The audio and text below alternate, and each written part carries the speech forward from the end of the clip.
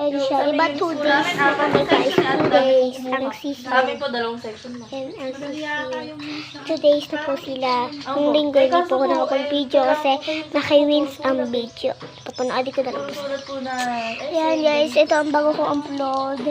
Kaya papakita ko sa inyo mga sisi namin. Stem po, ayaw po na. Pinakamataas po yun. Mga ano po yun, yung stem na pang mga nurse, seaman. Seaman po ganon. Engineer. Ito guys. Wala kasi nasabi si Gara. Nabasa po sila. Basta po masipag ka, di po kayo babagsak. Kasi po meron pong ano yun, hindi po kayo bibigyan ng grade na 85. Pababa.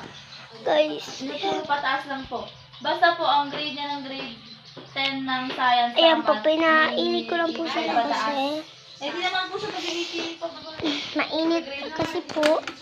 Ano po siya, natatakot ako baka mamatay sila. 2 days na sila.